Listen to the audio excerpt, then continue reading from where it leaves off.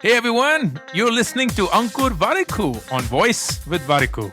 On this podcast, I talk to you about entrepreneurship, how to grow in life, manage personal finances, handle failures, and a lot more things that just come to my mind. The episode begins. You have a degree in physics, dude. You're now thinking of dropping out.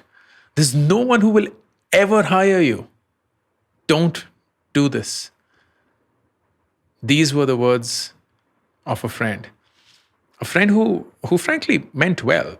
He wasn't trying to discourage me, just making me very aware of what he thought was the reality. And this is September 2003. I'm aged 23. I'm in the US. And I had called this friend because he had changed careers after being a physics student. Both of us were in the same college in the undergrad. And I thought that he'd understand that I too wanted to change careers, but wasn't sure of whether I was doing the right thing or not. For the longest time, I know, I wanted to be a space scientist. And here I was at the age of 22 in the US, enrolled in a PhD program on a 100% scholarship. This was exactly what I'd preparing my entire life. This was how I had imagined it to be. But within a year, everything had changed. I realized this wasn't what I wanted to do. While I was good at what I was doing, it didn't make me happy. It didn't make me happy. I woke up dragging my feet, just dragging myself to show up. And the biggest thing was the burden of expectations. Expectations that I had for myself, expectations that my parents had from me, the promises that I'd made to the world, all of them were just bearing down on me heavily. And I don't think there's anything greater than the pressure of expectation on us. And I remember waking up, middle of the night, night after night, night after night, sweating, panting. My heartbeat is racing. It's cold outside, it's snowing, and yet within me, I am just grappling to find myself and convinced that my life is over. If at 23 I did not know what I wanted to do, if I was just so unhappy with where I was, nothing would make it right. My friends from school, college, they had gone on to get great jobs. Everyone seemed sorted. Everyone knew what they wanted from life. Everyone seemed to be in control. Everyone except me. The joy of becoming a space scientist had just vanished. The dream of changing my life's fortune, my family's fortune, was evidently just fading away. I was 24. And I was lost. And at that time, I remember the only thing that was certain in my mind was this question. If I'm not happy doing what I'm doing, then what's the point of everything and anything else? If I'm not happy doing what I'm doing, then what's the point of everything and anything else? It was a question which was a very certain question, but with no certain answer. I didn't have the answer to this question, but I just had this question as a certain one. And with that question in mind, I decided to drop out of my PhD and come back to India. Did I know that this was the right decision for me? No, absolutely not. Did I know that this was the best decision for me in that moment? No, I did not. All that I knew was that the downside of sticking with what I was doing was massive. It was an unhappy life. But I felt horrible. I felt I betrayed my parents, my family, my friends, my own self. I felt like the biggest loser ever. Once I was back, the first thing I did was to get financial stability. I had no income, no savings, no investments, no family backing.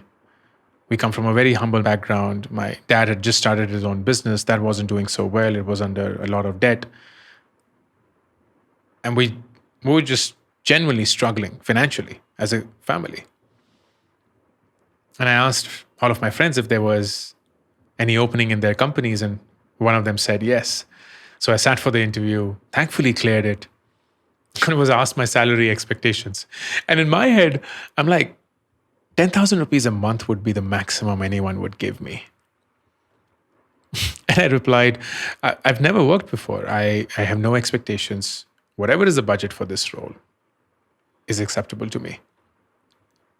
So my first ever job in my life gave me 15,000 rupees per month, which is more than I thought I would make. I started working in this company called NIS Sparta as a training content producer for corporate trainings. So it was a company in corporate trainings, and my job was to create that content for those trainings. And I was surrounded by MBA graduates, and I felt irrelevant. I felt stupid. With a physics degree, I had nothing that could match them, no skills whatsoever. And the only thing that worked for me was my writing skills, and I think eventually my curiosity. My super boss, I don't know why, she liked me. She felt I had potential, so she spent time with me, guiding me on my mistakes. And during one such occasion, she mentioned that her husband was the dean of the executive education department of this new MBA school, ISB. And for the next 1 week, I researched all that I could about ISB. And I was fascinated. A 1-year program, work experience per year group, global faculty, and insanely expensive.